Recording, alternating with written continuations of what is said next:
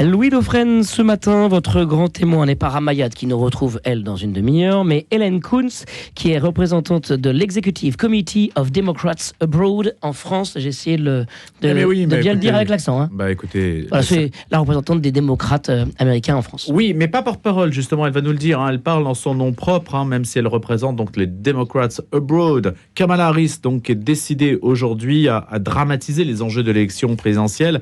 Dans la dernière ligne droite, elle va s'entourer en Géorgie de Barack Obama et du chanteur Bruce Springsteen pour ce retour dans cet état clé du sud-est des États-Unis. Face à Donald Trump, qu'elle a publiquement qualifié de fasciste, la vice-présidente démocrate a décidé de tout miser sur la défense de la démocratie avant le 5 novembre, au moment où aucun sondage ne parvient à départager Kamala Harris de Donald Trump. En fait, c'est un petit peu un référendum quand même pour ou contre Donald Trump. Bonjour Hélène Kuntz. Bonjour. Vous avez fait une carrière dans la banque, oui. Aujourd'hui dans l'enseignement supérieur à la Défense, dans une école où vous enseignez la finance, des questions bancaires d'ailleurs toujours. Vous êtes dans ce métier-là. Ce sont nos futurs jeunes financiers en Bac plus 5. Quand je dis, Hélène Kuntz, que Kamala Harris aujourd'hui va dans un réquisitoire final, c'est le terme qui a été utilisé. Tout à fait. En quelque sorte, donner... Closing arguments, on n'a que 11 jours là.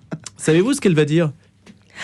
Alors je trouve que, comme on dit en anglais, elle est très on message, c'est-à-dire elle a toutefois une discipline de fer quand il s'agit de clarifier ses positions. Elle n'a eu que 5 mois là, donc elle a eu peu de temps et pas une seconde à perdre pour faire comprendre et convaincre le peuple américain de sa candidature. C'est intéressant, elle dit souvent que elle doit mériter chaque vote. Elle doit mériter chaque vote dans chaque communauté. Donc, elle est très travailleuse. Et le contraste avec Donald Trump, c'est vrai que c'est assez frappant. Tout au début, quand elle est devenue candidate le lundi 22 juillet de cette année, après que Joe Biden lui a rendu son tablier, et il est toujours président, Joe Biden, mais il n'est plus candidat. C'est important parce que parfois les gens disent « Ah bon, c'est toujours lui le président ?» Ben si, c'est évidemment lui le président. Mais il n'est plus candidat à sa propre réélection. C'est quelque chose qu'il avait promis d'ailleurs en 2020. Il avait dit qu'il aurait fait un seul mandat. En tout cas, c'était vraiment une course contre Donald Trump et c'était dans un premier temps, le prisme c'était la procureure contre celui qui était déjà condamné par la justice. Avec ses 34 chefs d'accusation, il a été condamné en justice à New York. Donc le contraste est à ce point frappant et effectivement, je suis d'accord avec vos collègues qui disent que on est sur un référendum sur la personne de Donald Trump, mais aussi le Trumpisme et son mouvement MAGA, Make America Great Again.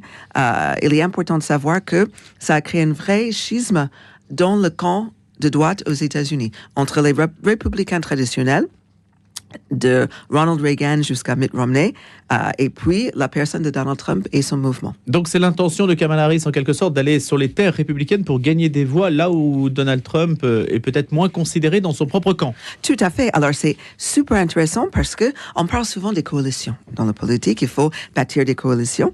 Et j'étais cet été sur une chaîne qui un peu spontanément et naturellement m'a dit ça fait sens qu'elle fait coalition avec les Black Lives Matter. Je dis, mais là, elle fait coalition avec les Républicains. On est dans une ère nouvelle, là. C'est pas des choses purement identitaires. Elle va chercher des voix à droite. Elle va chercher des voix dans l'identité de le respect et l'amour de la Constitution et les normes. Après, sans doute, il y a des désaccords sur la politique fiscale, des choses un peu classiques. Mais il faut qu'on soit d'accord que le maintien de nos institutions qui vont jusqu'à le respect des lois, jusqu'à l'OTAN, sont maintenant en place. Donc, elle en profite. Alors, à toutes les élections, tous les 4 ans aux États-Unis, on voit un peu la même chose. Il y avait des républicains qui étaient avec Obama. Peu, mais quand même. Il y avait des républicains qui étaient avec Hillary, avec Biden, etc. Mais cette coalition des républicains pour Harris, c'est pas n'importe qui, c'est 200 anciens de l'administration Trump, les gens qui étaient proches de lui. C'est encore 40 membres de son cabinet. C'est assez impressionnant. Donc, si vous voulez, il y a une réelle inquiétude au-delà des problème purement de plateforme. Il y a une réelle inquiétude sur la personne de Donald Trump, qui n'est plus du tout le même homme qui a été élu en 2016. Et vous pensez, Hélène Kunz, qu'il y a une migration des voix républicaines vers Kamala Harris? Parce que les sondages ne le montrent pas forcément, là. Hein. Alors, ça, je suis d'accord avec vous. Les sondages, comme on est toujours à l'intérieur de marge d'erreur de 3%, on ne peut pas dire que l'un ou l'autre candidat l'emporte. Toutefois, je suis très optimiste parce que Kamala Harris a renversé la tendance dans ces 5 mois, a réussi à récolter des fonds nécessaires pour mobiliser les bénévoles sur le terrain. Un exemple important, vous savez, aux États-Unis, c'est quasiment du porte-à-porte, là, quand les candidats vont chercher les voix. Sur le territoire américain, le camp démocrate a réussi à mobiliser 500 000 bénévoles. Et pour des problèmes d'organisation, de personnes, de personnalité, de qu'est-ce qui est important aussi, de ne pas être réellement acquise à la cause de la démocratie, du côté républicain, il y a à peu près 75 000 bénévoles. Donc là, pour le coup, le travail de terrain porte ses fruits. Hélène Kunst, pensez-vous que Donald Trump est un fasciste? C'est ce qu'a demandé un journaliste à Kamala Harris, qui a répondu « Oui, je le pense ». Oui. C'est sérieux? Alors, ça peut être choquant, mais ça fait bientôt 1 an que je me retrouve dans les antennes en France. Je vous remercie encore pour l'invitation, parce que j'ai écrit mon livre sur Portrait de VIP, sur l'histoire de Kamala Harris. J'ai été vraiment mobilisée à le faire dès août 2020, ce livre, parce que ça m'a énormément interpellé que cette dame devient présidente et donc le plus haut fonctionnaire de toute l'histoire des États-Unis. Mais vous savez, c'est une réelle flirt là avec le fascisme. C'est pas juste des mots qui sont durs. Les Américains s'interrogent sur leur propre démocratie. Ils se disent, mais en regardant de par le monde, alors malheureusement, beaucoup d'Américains ne sortent pas des 4 coins des États-Unis. Donc nous sommes qu'une poignée de personnes qui ont maîtrisé une autre langue à l'étranger ou qui vivent ailleurs. Ils se disent, pourquoi on ne peut pas faire comme dans ces autres pays? Pourquoi on ne peut pas juste avoir un gars qui décide tout? On est toujours dans les contestations. Il faut toujours trouver des arrangements et des compromis avec l'autre camp. On n'a que ces 2 partis aux États-Unis, donc c'est que les soit républicains, soit démocrates. Il n'y a pas d'autre choix de parti pour des raisons historiques. Et je pense qu'un certain nombre d'Américains ont été séduits par l'idée que, imaginons un monde où il y a un gars qui décide tout, et c'est notre gars à nous. Et ils n'imaginent pas toute la difficulté et la catastrophe qui pourrait s'en suivre. Donc, ces interrogations n'a pas abouti à quelque chose de positif aux États-Unis. Mais oui, le mot fascisme, malheureusement, est le juste mot là où on est. Mais l'antifascisme fait recette d'un point de vue électoral. Vous pensez que c'est quelque chose qui va fonctionner? Alors, non. Je pense qu'on vote beaucoup. Vous savez, si on votait par l'intellect et purement la raison, on n'en sera pas là dans les sondages ou dans les votes. Il y a beaucoup d'affect et beaucoup d'émotions qui jouent aussi. Et il ne faut pas oublier, en 2016, Donald Trump, c'est un homme célèbre depuis des décennies. Donc, étant célèbre, c'est ça aussi qui a fasciné des gens et mobilisé des gens. Et ces meetings ont été très connus tout au début dans les années, lors de son première investiture en 2016. Ces meetings étaient à ce point bien fréquentés parce que il y a plein de gens qui n'ont pas du tout l'habitude qu'il y a une personne célèbre, quelle que soit, qui arrive dans leur ville. Voilà. Donc, il était, dans un premier temps, il fascinait des gens. Et puis, il était très difficile de s'en défaire de lui parce que, voilà, il a créé une certaine loyauté autour de sa personnalité, avec sa personnalité très forte. Mais c'est pas pour autant qu'il est apte à diriger les institutions. Et vous savez, il a fait beaucoup d'états de l'âge et ce qui va avec l'âge, l'état de santé mentale physique de Joe Biden. Ça paraissait très indécent qu'il parle de ça. C'est pas confortable de parler de l'âge et les conséquences de l'âge. Et donc, quand Joe Biden a rendu son tablier par lui-même, on se trouve, c'est très ironique, que c'est désormais Donald Trump le candidat le plus âgé de nos scrutins aux États-Unis, et que sa forme physique et mentale n'est pas forcément au point là. Donc, il faut imaginer un Donald Trump au terme d'un mandat de 4 ans. Mais on ne peut pas imaginer un mandat au terme de 4 ans avec Trump, parce qu'il dit lui-même qu'il souhaite être dictateur. Alors, vous voyez... Il le dit. Il le dit, il le répète, il faut lui prendre au mot. Et ce qui est extrêmement inquiétant, c'est que s'il commence à faire des choses qu'il a dit, il sera légitime. Parce qu'il aurait dit, moi je vous ai dit que je vais faire des camps. Moi je vous ai dit que je fais de la déportation. Moi je vous ai dit que j'utilise l'appareil militaire contre les concitoyens. Et me voilà gagnant. Mais ce n'est pas ce qu'il dit, Hélène Kunst. C'est ce qu'il dit, monsieur. Je sais que c'est très choquant. On est devenu un peu insensible aux propos de Donald Trump parce que tantôt, c'est inflammatoire, c'est incroyable, il arrive à attirer l'attention sur lui, mais on sait très bien que en politique, il est légitime de prendre au mot ce que c'est lui ou celle qui profère ces Même choses. Même si l'outrance verbale, parce qu'il se caractérise aussi par une forme d'outrance verbale, quand il dit de Kamala Harris, get out, you are fired, etc. Vous êtes viré, donc oui. C'est une campagne où les mots fusent assez bas quand même. Ça j'entends bien, mais on peut donc prendre au mot, c'est dangereux. Mais prendre au mot, c'est légitime dans ce cas précis.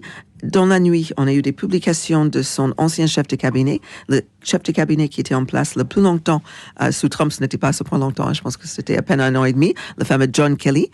Et John Kelly, alors très grand militaire, hein, il affirme ses propos. Vous voyez, c'est pas juste des sorties devant les médias, ce sont des sorties en privé, ce sont des sorties avec un caractère on immortalise tout ce que nos présidents disent. Donc, on ne peut pas trop, vous voyez, ça c'est déjà un petit peu un déni de démocratie, quelque part, on va dire, on va changer le fonctionnement des institutions pour ne pas dire que c'était réel ou pas. Et puis, quelle dangerosité de jouer avec ces mots-là, toutefois. Je trouve que c'est indigne d'aller sur ce terrain-là, que ça soit en blague ou pas. Et c'est très inégal, là. On ne peut pas comparer les propos de Kamala Harris à les propos de Donald Trump. C'est comme ils ne font pas la même course, quelque part, pour le même poste. Hélène Kunst, vous avez fait un portrait de Kamala Harris donc, qui s'appelle Portrait de VIP. Oui. Et Donald Trump se retrouve donc face à elle. Les chrétiens, dans cette histoire, là aussi, les sondages le montrent, sont très majoritairement, semble-t-il, que ce soit les protestants. Enfin, les protestants sont dominants aux États-Unis évangéliques. Oui. Derrière Donald Trump, comment l'expliquez-vous ? Alors, je connais bien ces communautés-là. Il faut que je cherche le mot, mais c'est l'évangile de la prospérité. It's the prosperity gospel. Je connais même ce type d'église.